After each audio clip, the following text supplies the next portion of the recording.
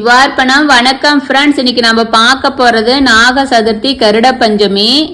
இவை இரண்டுமே நாகரும் கருடம் பிறந்த நாளதான் நம்ம வழிபடுறது நாக சதுர்த்தி, கருட பஞ்சமின்னு சொல்றோம். இந்த நாள்ல நாக சதுர்த்தி அன்னைக்கு இறந்து போன தன்னுடைய சகோதரனின் உயிரை ஒரு பெண் ஒருத்தி நாகரை வழிபட்டு அந்த உயிரை மீட்டதான் புராண கதைகள் சொல்லுது. பிரிந்த உயிரை கூட மீட்டு தரும் சக்தி படைந்தது என்பதால நாகங்களால் ஏற்படும் பிரச்சனைகளிலிருந்து விடுபட நம்ம சிறந்த நாளா நாக சதுர்த்தி வழிபடுறது நல்லது.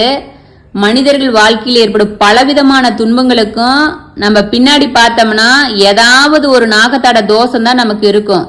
குறைஞ்சபட்சம் ராகு கேதுவின் தாக்கத்தால இருக்கும் நம்முடைய முன்னோர்கள் அல்லது நம் முந்தைய பிறவியில் நம்ம ஏதாவது ஒன்றில் நம்ம நாகங்களை ஏதாவது துன்பம் ஏற்படுத்தி இருப்போம். அதனால நமக்கு நாகதோஷமா வந்திருக்கும். நாகங்களை அடிச்சாலோ அல்லது அவற்றுக்கு நம்ம துன்பம் ஏற்படுத்தி இருந்தாலோ தான் நமக்கு நாகதோஷம் அல்லது நாகங்களின் சாபங்களுக்கு நம்ம ஆளாக வேண்டி இருக்கும். நாகதோஷம் இருந்தால் திருமண தடை, குழந்தை பாக்கியம் ஏற்படுவதில் தடை போன்ற பிரச்சனைகள் நமக்கு ஏற்படும். சில குடும்பத்துல தலைமுறையா நாகங்களின் சாபம் இருந்துகிட்டே இருக்கும். அதுக்கு வழிபட சிறந்த நாள் எதுனா நாகர் பிறந்த நாளான நாக சதுர்த்தியில வழிபட்ட ரொம்ப சிறப்பு. இந்த மாசம் ஆகஸ்ட் நாளைக்கு 8ஆம் தேதி வியாழக்கிழமை நாக சதுர்த்தியாகவும் 9ஆம் தேதி கருட பஞ்சமி வெள்ளிக்கிழமையிலும் வருது. நாக சதுர்த்தி 7ஆம் தேதி இரவு 9:52 மணிக்கே துவங்கிறது. 8ஆம் தேதி இரவு 11:47 வரைக்கும் சதுர்த்தி திதி இருக்குது. அதே போல ஆகஸ்ட் 8ஆம் தேதி இரவு 11:48க்கு கருட பஞ்சமி தொடங்கிறது. ஆகஸ்ட் 10ஆம் தேதி அதிகாலை 1:44 வரைக்கும் பஞ்சமி திதி இருக்குது. நம்ம வழிபடுறதுக்கு சிறந்த நாள் என்னன்னா நாக சதுர்த்திக்கு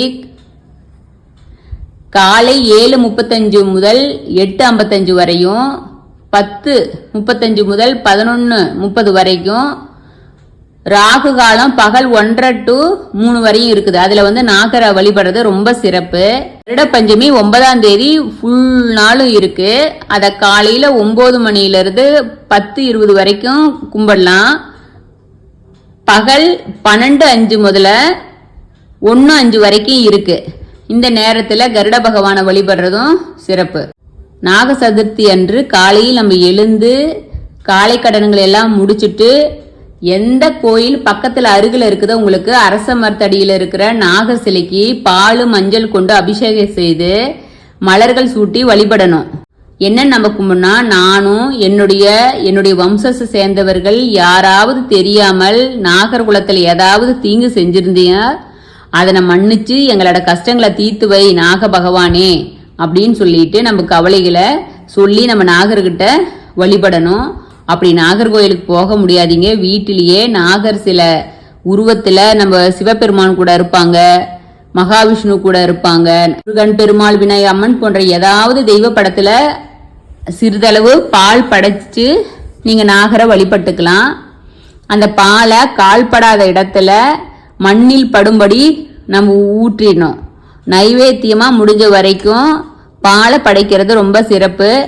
நாகர் வழிபாட்டுல ராகுகால வேளையில ரொம்ப சிறப்பா இருக்கும்.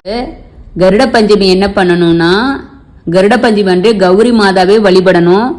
கௌரி மாதா நாகபரணங்களை அணிந்தவள். கருடனையும் கௌரியும் இந்த நாள்ல வழிபடுவது மிக சிறப்பானது. கருடனின் படம் வீட்டில் இருந்துச்சுன்னா வழிபடலாம்.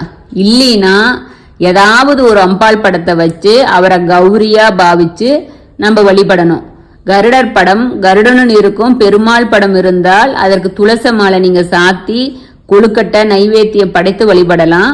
அப்படி இல்லைன்னா உங்களால என்ன மாதிரி சாமிக்கு படைக்கிறதுக்கு வீட்டில் இருக்கோ நீங்க பசும்பாலை காய வச்சு சக்கரை போட்டு வச்சா கூட சிறப்பு தான். அம்மன் படம் அது மாதிரி கூட படைச்சுக்கலாம். அம்மன் படம் இருந்துச்சுன்னா பூக்கள், சந்தன, குங்குமம் வச்சு வழிபட்டு கருடன் அல்லது பெருமாளுக்குரிய மந்திரங்களை சொல்லி வழிபட வேணும். கருட பஞ்சமி வழிபாட்டில் துவங்குவதற்கு முன் ஒரு சிவப்பு கயிற்றுல 10 முடிச்சு போட்டு கருடனுக்கு அல்லதுக்கு அம்பாளுக்கு வலதுபுறம் இருக்கும்படி வச்சுக்கோங்க. பூஜை செஞ்சு முடிச்ச பிறகு அதை ரக்ஷையா கையில கட்டிக்கிட்டா நமக்கு பயம், தயக்கம், பதற்றம், வாகன விபத்து, கண்திஷ்டி போன்றவை நீங்கும் அப்படின்னு சொல்றாங்க. நம்ம ஆதிசேஷனோட காயத்ரி மந்திரம் ஓம் சகச சீசாய வித்மக விஷ்ணு தல்பாய திமிகி தன்னோ நாகப்பிரசோதியாத் அந்த மந்திரத்தை 9 தடவை சொல்லணும். ஓம் மகாதேவியை ச வித்மக ருத்ர பத்னியை ச தீமகி தன்னோ கௌரி பிரசோதியாத் அப்படின்னு சொல்லலாம். கருடனோட காயத்ரி ஓம் தத்புருஷாய வித்மக ஸ்வர்ண பச்சாய தீமகி தன்னோ கருட பிரசோதியாத். இந்த மந்திரங்களை 9 முறை சொல்லி தெய்வத்தை வழிபடுறது சிறப்பு. நீங்கள் ரெகுலராக நாகருக்கு வந்து எந்த கோயிலில் பண்ணுவீங்களோ அந்த கோயிலில் கூட போய் பண்ணலாம். வீட்லேயே பண்ணணும்னு இல்லை, பக்கத்தில் இருக்கிற விநாயகர் கோயிலில் மரத்துக்கு அரச மரத்துக்கடியில் எந்த நாகர் இருக்கோ அந்த நாகர் வழிபடுறது சிறப்பு. கருட பஞ்சமி நாக சதுர்த்தியில் வழிபட்டு எல்லா நலன்களும் பெறணும்னு சொல்லிட்டு சிவார்ப்பணம் 61 சேனல் கேட்டுக்கிறோம். சிவார்ப்பணம். வணக்கம் ஃப்ரெண்ட்ஸ்.